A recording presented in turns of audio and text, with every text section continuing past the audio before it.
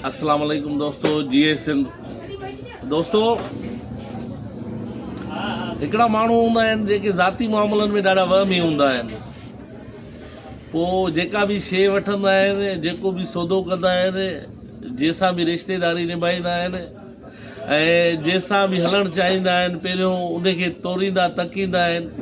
उन खां पोइ वहमनि विसविसनि में हलिया वेंदा आहिनि। अञा पक न थींदी आहे त पंहिंजी जान छॾाईंदा आहिनि। बहरहाल इन मामले में मां क़ौमी मामलनि में वॾो वहमी माण्हू आहियां।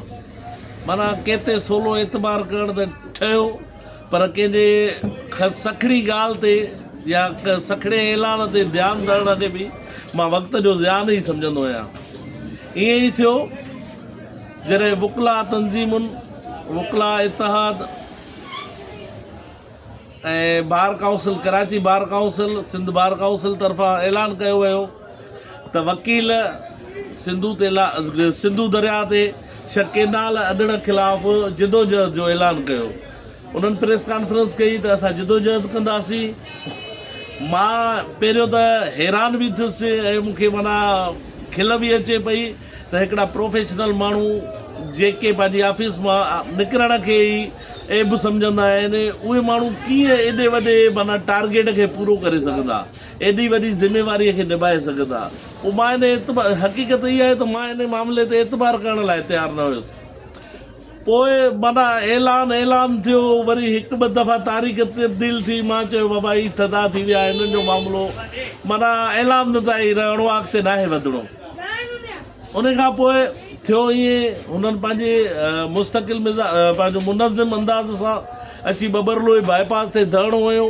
सच पुछो, आमिर सिंधीअ जी अॻवाणीअ में लॻल धरणे ते मां एतबार करण लाइ पोइ बि तयारु न हुयुसि। मां सम्झो थी सघे थो इहे मुक़्तदर धुरियुनि जी चाल हुजे, पीपल्स पार्टी वारनि जी चाल हुजे, सिंध जे कोमपरस जमायतुनि ऐं ॿियनि सियासी माण्हुनि खे पासीरो करण लाइ ऐं वुकला तंज़ीमुनि खे आॾो हंधो वियो हुजे। ऐं ॿियो माना मज़े जी ॻाल्हि त उनजो जेको हेड आहे, उनखे जेको पंहिंजो ऑर्गेनाइज़ करे थो ऐं उनखे जेको खणी हले थो, उहो दोस्त आमिर सिंधी माना पंजाबी कम्यूनिटी खां पंहिंजो बिलोंग पियो करे। पोइ इन करे मां क़ौमी मामलनि में ॾाढी छंड छाण जो माना पंहिंजो आहियां त माना क़ौमी मामलनि में छंड छाण खां सवाइ मां किथे एतबार करण लाइ तयारु न हूंदो आहियां। पोइ इन करे को सियासी माण्हू, सियासी दोस्त मूंखां कावड़ियल बि हूंदा आहिनि, यार तूं असांजे लीडरनि ते बि एतबार नथो करी, तूं असांजे मामलनि ते बि एतबार नथो करी, कॾहिं कॾहिं सफ़ा इहे वकील बि थी वेंदा आहिनि। पोइ मां उन्हनि खे चवंदो आहियां, यार असल में जंहिं बि सिंध लाइ आयो आहे न, जंहिं बि सिंध जे नाले ते वोट वरितो आहे, सिंध जे नाले ते सियासत कई आहे, सिंध जे नाले ते पंहिंजो माल ई ठाहियो आहे। हिन महिल ताईं मां अहिड़ो माण्हू न ॾिठो आहे जंहिं सिंध जे मामले ते सियासत न कई हुजे ऐं माल न ठाहियो हुजे। कुझु शहादतुनि खां अलावा सिंध जे माना मजबूरी सूरत हाल ॾिसबी न त सिंध खे कुर्सीअ लाइ लुटियो फुरियो ऐं तबाह ई कयो वियो आहे। पोइ इन जे करे मां हिन वुकला बिरादरीअ ते त कंहिं बि हिसाब सां माफ़ु कजो, वकील बिरादरी खां पहिरियों बि माफ़ी थो घुरां, मां कंहिं बि हिसाब सां हिननि ते एतबार करण लाइ तयारु न हुयुसि।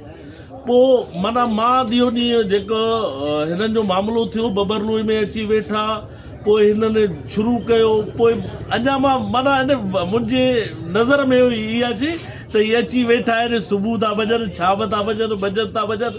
पोइ माना इन शइ खे मां ॾाढो माना हिकिड़ो बारीक बीनीअ सां ॾिसणु शुरू कयो हुयो। माना सूरत हाल मजबूरी इहा हुई त हिकु पासे सिंध जूं सभई सियासी पार्टियूं रोडनि ते एतिजाज में ऐं पंहिंजो जिदोजहद में धरणनि में हुयूं, ऐं हिकिड़े पासे बबरलोई में अची वकील बिरादरी वेही रही। पोइ आहिस्ते आहिस्ते वकील बिरादरी वेठी, पूरी सिंध पलटिजी पई। कराचीअ खां वठी कचमोर कंदकोट ताईं माण्हुनि धरणो न सम्झो, वुकला बिरादरी जो धरणो न सम्झो, सिंध जो काज सम्झो, जिदोजहद जी हिकिड़ी अलामत सम्झो बबरलोई जे धरणे खे। ऐं माण्हू ईंदा विया, शामिलु थींदा विया, कुर्बानियूं ॾींदा विया। केरु किथां पियो अचे, केरु पाणी पियो ॾिए, केरु मानी पियो ॾिए, केरु ॿियूं ज़िम्मेवारियूं खणी वेठो। ॼण हिकिड़ो क़ौमी काज वारो मामिलो थींदो वियो ऐं ॾाढी ख़ुशी बि थिए पई।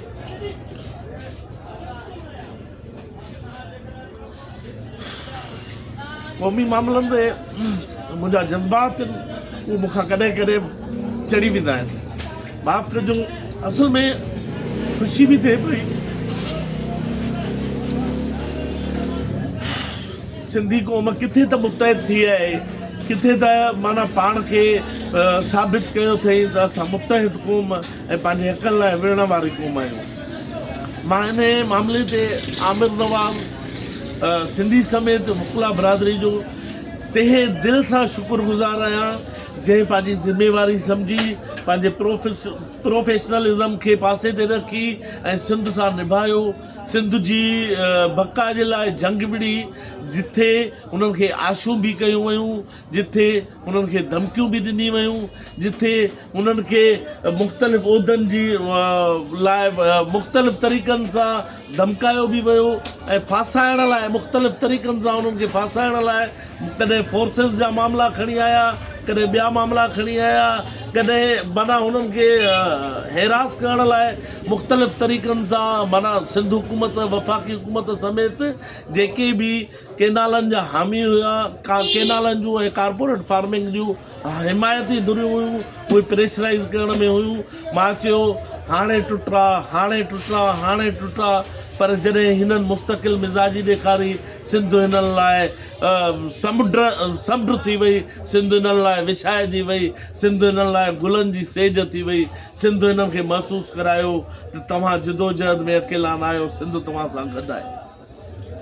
महिरबानी, पंहिंजो वकला बिरादरी जेको बि निभायो आहे उन्हनि जो निभाइण ते असां उन्हनि खे सलाम पेश कयूं था ऐं उन्हनि जेको वस पुॼो, जेतिरो बि वस पुॼो ऐं हुन पंहिंजी बहितरीन नमूने ज़िम्मेवारी निभाए ऐं सिंध सां निभायो आहे। असां उन्हनि ते वधीक ज़िम्मेवारी, को दोस्त चए थो त पंहिंजो हाणे वकला छा कंदा या वकला उन ॿियो वीडियो में हिन मामले ते ईंदासीं, पर हिन वक़्तु खिराज तहसीन पेश करण लाइ मां वकला बिरादरी खे वीडियो ठाही आहे ऐं उन्हनि खे ॿीहर हिकिड़ो दफ़ो खिराज तहसीन बि पेश कयूं था ऐं उमेदु रखूं था त हू सिंध जे काज़ खे पंहिंजे प्रोफेशनलिज़म खे सदाईं ईअं ई अवल रखंदा जीअं हिन भेरे हिननि साबित कयो आहे ऐं क़ुर्बानी ॾिनी आहे ऐं पंहिंजो सिंध सां गॾु बीठा आहिनि। सिंधी अवाम मुतहद थी आहे, सिंध मुतहद थी आहे। इहो इन जो तव्हांखे सलाम पेश कयूं था ऐं उमेदु कयूं था त आईंदा बि जिथे बि जॾहिं बि सिंध खे ज़रूरत हूंदी तव्हां पंहिंजे प्रोफेशन खां वधीक अॻिते अची बीहंदा। जीए सिंध, जीए सिंधी अवाम।